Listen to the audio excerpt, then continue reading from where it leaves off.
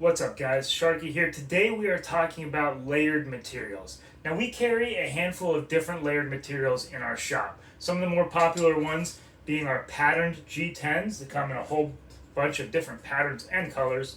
People have also really been digging on these layered virus micartas that we've been carrying. I wanted to take a second to talk about the ways to effectively use these materials because I've already seen a handful of people who slap these onto a handle, sand right through the patterning, and they end up with a really boring handle because they didn't use them right.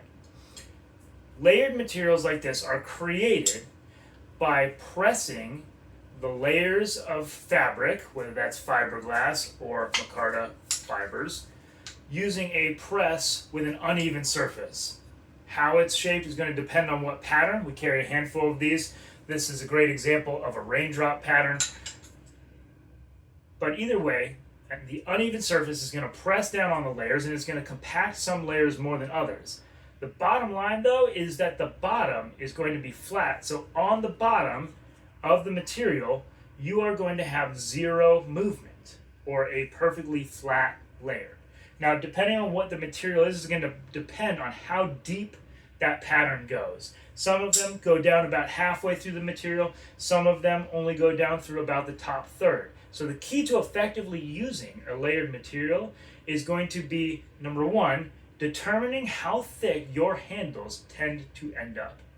And number two, doing the math to ensure that that pattern portion is going to end up at the thickness level of your final handle. Now, there's a lot of different ways that you can go about this, but I'm just going to cover a couple of them real quick. The first one, for those of you who have the right equipment for this, or the patience to do it by hand, is to remove some material from the back. Now, our G10 comes at about 0.25. The virus micarta is a little bit thicker. I think it's at about a 0.35 directly off the shelf. If you know your handle is going to come out at about a 0.15, for example, you got about 0.1 inches that you need to pull off the back of this material. Same concept for this. Obviously, since it starts a little bit thicker, you need to remove a little bit more. Nice, easy, straightforward. It doesn't give you a ton of room for contouring for those of you who do thin handles, which some of the other methods will be a little bit more forgiving for. The other way that you can achieve this is by flipping the material upside down. Now, I like the flipping upside down method a little bit more because when you do that, as you contour the material, you're going to come into a wilder pattern around the edges as you get through more of the layers.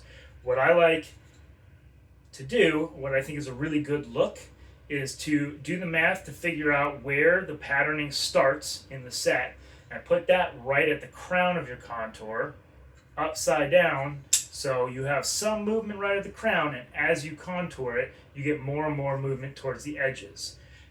Obviously, if you put this straight face down, that gives you a pretty limited amount of thickness to work with. Like I said, these are about 0.25. The pattern goes about a third of the way through these, so you're looking at about a 0.08, which is obviously 0.08 to 0.1.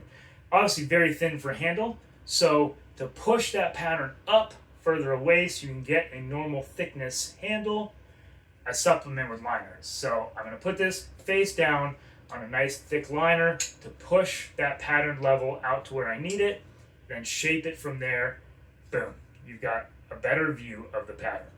So a couple methods, there's more of them out there. These are just two of them that I think work pretty well.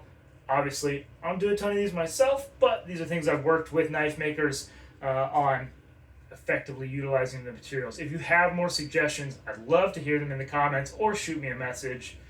Either way, some really neat materials, but you do need to take a second to figure out exactly how you're going to use them, or else you're going to end up with a very monotonous layered micarta look. Which, if that's what you're going for, knock yourself out. I just don't think it's necessarily the most effective way to use these. So, let me know what you guys think. Thanks for stopping by.